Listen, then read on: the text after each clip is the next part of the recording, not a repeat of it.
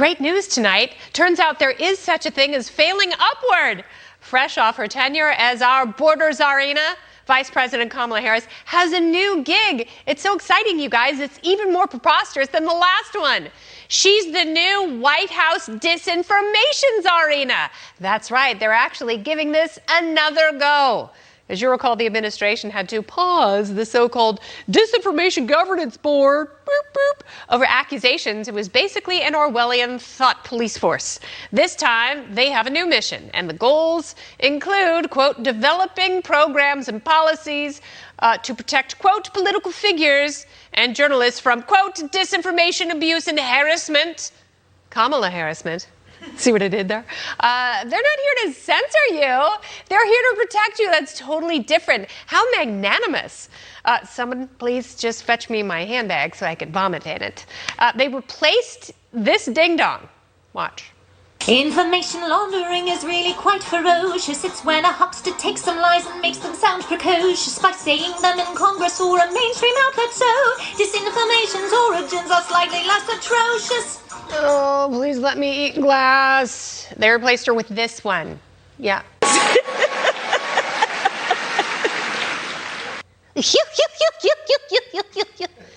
That should go smoothly. After all, the VP already solved the border crisis. No, she didn't. Today, we learned CBP had 240,000 migrant encounters last month. Congratulations, Madam Vice President. That is the most in U.S. history. That is saying something.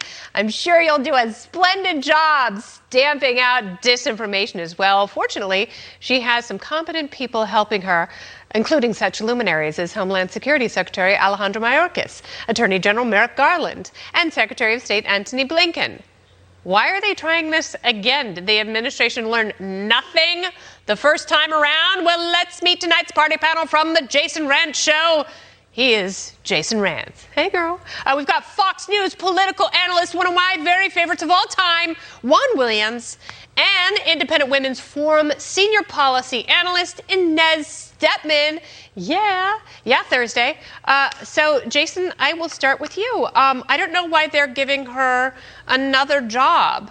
I learned in fourth grade you're not supposed to start a new task unless you finished the old one. What does this say about how the administration feels about the vice president? That they hate her. I mean, they must hate her if they're actually going to put her in this role. And perhaps it's one of those times where we're supposed to kind of dismiss this board. We know that she's incompetent. We know that she's going to fail. In fact, if we look at what happened at the border, this might lead to more disinformation. And so maybe because all of us will just assume the worst here, we're not going to pay as close attention as we otherwise would. That, of course, would be a mistake. There are very clearly legal implications here, constitutional considerations here. If we're going to come up with some board that effectively says we're going to stop harassment online, with all due respect to the journalists and the politicians who would like to stop all of it, it's not going to go anywhere. You're in no position to have any more protection than anybody else. I have very dramatic eyebrows. I get teased all the time on Twitter. Okay, it happens. We can move on.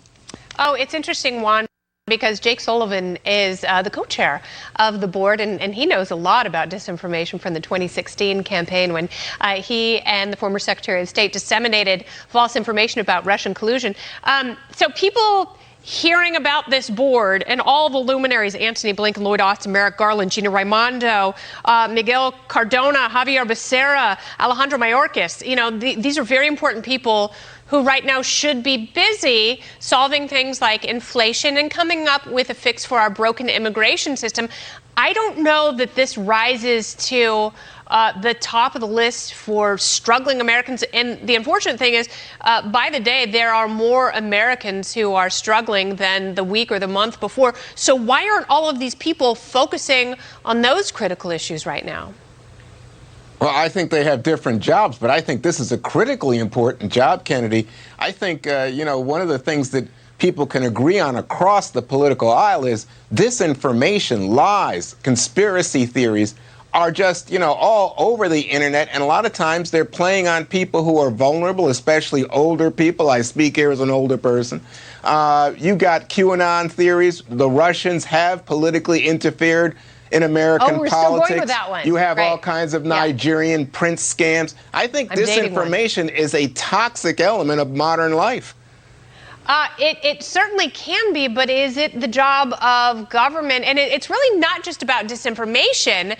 It's about, keeping women and, protected, vulnerable others safe from harm online. I don't know that that's the government's job, Inez. Well, who can do it? I mean, because, even Elon Musk, in terms of trying to buy Twitter, he said, hey, wait a second. What about all these bots? What about all these trolls? What's real? What's not real? That's Elon Musk. Yes, that's absolutely right, because people hide behind those things, and corporations have allowed them to do that. I don't think it's the government's job to come in and necessarily police that, especially when it's one party doing the decision-making about what constitutes disinformation, because it can just be anything that's politically inconvenient for us. Your thoughts, Inez? Right. Juan is right that most people agree that there are a lot of lies and crazy things on the internet. The problem is they don't agree on what those things are, right? So, Kennedy, you're pointing to the exact problem here. It's definitions. But maybe we need to modify Orwell a little bit. Instead of the boot stamping on the human face forever, it's going to be a sensible kitten heel from the lady in HR that is going to be stomping on your face forever. But you're right to worry about the government. I have a secondary worry here, which is, this original board, right, got dissolved.